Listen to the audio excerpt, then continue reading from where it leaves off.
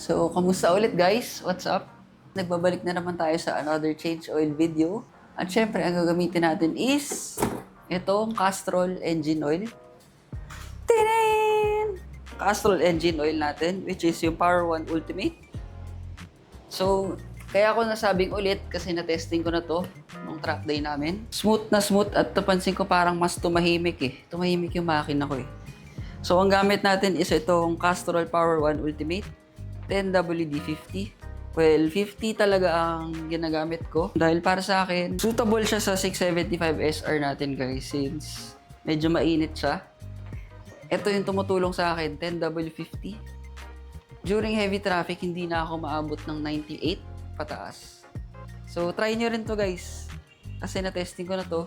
Goods na good sa akin. Gusto ko pala mag-thank you sa Castrol team kasi pinagkatiwalaan nila ako. And very supportive sila. So tara na guys, papakita ko sa inyo kung paano mag-DIY change oil sa bahay. Dito, using 675S. Okay guys, so may kailangan lang tayong tanggalin sa ilalim.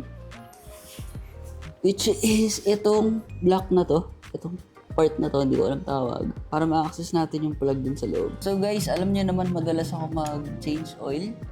Usually every month or every 3 track day. Nagti-change oil ako. So, importante sa akin na marunong ako mag-DIY.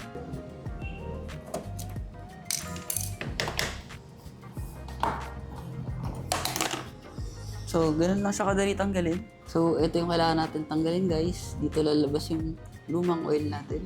So, by the way guys, syempre kailangan naka-side stand yung motor nyo.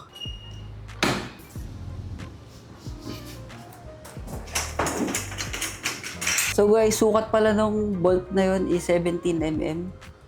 So para alam nyo lang, 17mm. So syempre bago ang lahat, kailangan nyo ng drum na tatapunan ng oil. In my case, ito gamit ko. Pang cookies. Pero syempre, lalagyan natin ng plastic. Explain ko sa inyo mamaya kung bakit. So ganyan siya, nilagyan ko ng plastic sa loob. So guys, maganda dito, luluwagan nyo muna ng onte. So, ginagawa ko luwag onte hanggang kaya mong kamayin. Siyempre, ready mo yung pangsalo. Yeah. Yan na. Hee!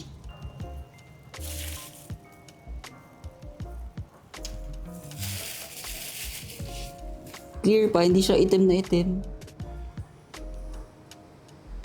So, yan. Hintayin nyo muna mag-drain.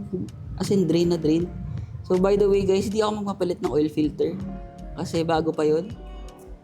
Change oil lang. Oil lang papalitan natin. So, makikita nyo, onti na lang. Hintayin natin maubos yung tulo. Then, pwede na natin tanggalin to. Then, balik natin yung bolt.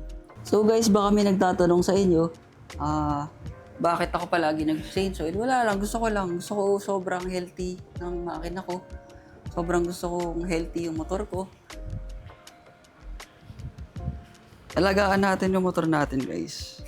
So, sinasabi nila China bike sirain, kalokohan yun. Kung lahat ng motor mo, di mo alagaan yan, may masisira at masisira dyan, guys. By the way, guys, change oil lang to. Walang palit oil filter. So, ang kailangan natin is 2.8, 2.9. Pag naman papalitan mo yung oil filter, kailangan mo ng 3.1 liters. So, maganda rin tong bote ng Castrol kasi meron siyang sa gilid. Transparent. Makikita ang may oil eh.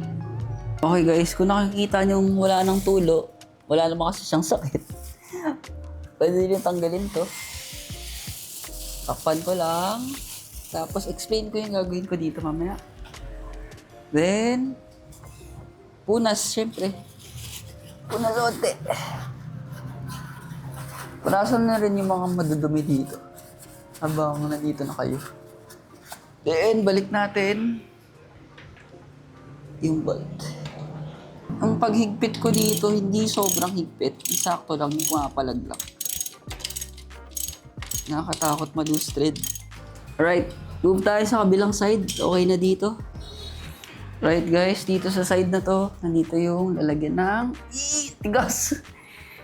Dito mo i-shoot yung oil mo guys. Wait lang, tigas. Kailangan ko ng tools. Gamitan natin ng tools dahil sobrang tigas. Yan.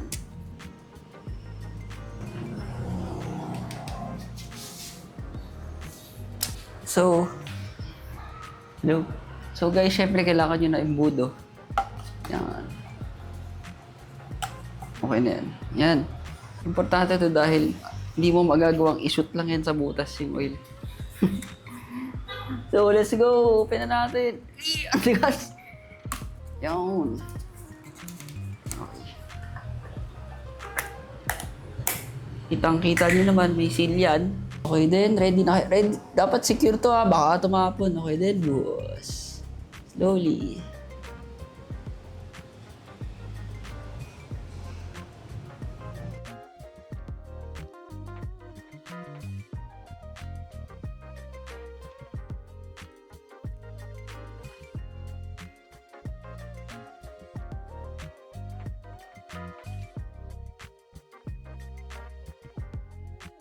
So, last bottle, meron niyang linya. So, magtitira akong 200 ml.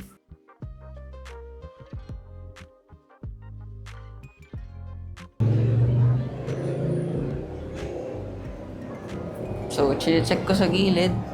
Dami pa.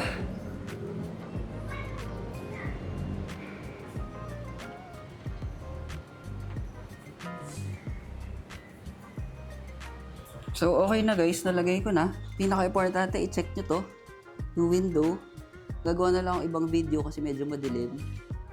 So, importante guys, yung bike nakagitna, nakabalance, hindi naka-side stand, hindi nakapadak, nakatuwid, nakaganyan. Yan. So, balansehin nyo, nakagitna habang tinitingnan nyo yung window doon. Yun yung gagawin ko ngayon. I-video ko na lang ng camera ko. Pag okay na guys, pag nasa gitna na ng window, may makikita kayong linya doon. Importante na sa gitna. Goods na. Okay? Pwede nyo na takpan.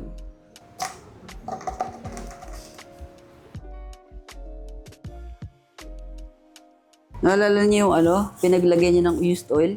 Ang gagawin natin guys, babalik natin dito. Babalik natin sa loob yung used oil kasi ganun yung tamang way para magtapon ng oil, okay? Huwag niyo itatapon to sa mga drainage ha. So, o kaya sa lababo. So, ganito ko siya ginagawa. Yan. And, syempre, buhos.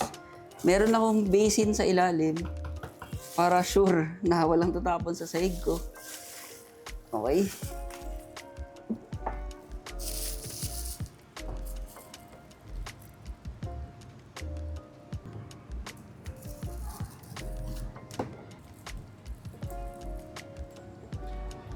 Okay na siguro to guys. Banyo, syempre. Then, alala niyo yung plastic na walang laman. Lagay niyo dito yung used oil.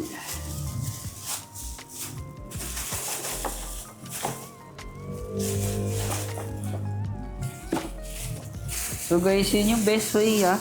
Ewan ko kung may meron pang best way doon para itapon yung used oil. Pero lalo na nagdi-DIY kayo sa bahay, ito, para sa akin, ito hindi na malinis na way. Huwag niya itatapon sa mga drainage to ha. Let's go. Magbabara yan. Alright guys, after nyo maglinis ng mga kalat nyo, syempre, start nyo na.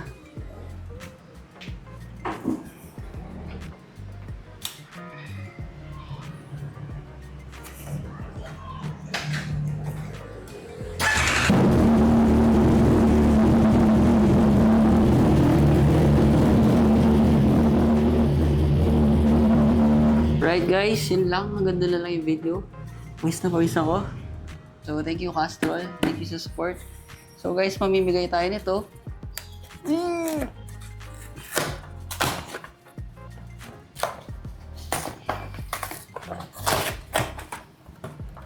So guys, mamimigay tayo ng engine oil ni Castrol. Itong 10W50 R1 Ultimate. So alam niyo na gagawin nyo guys. Hindi ko na sasabihin. Pa-share na lang ng video tsaka pa-like. Thank you. Thank you Castrol. And see you next vlog ulit guys. Bye-bye.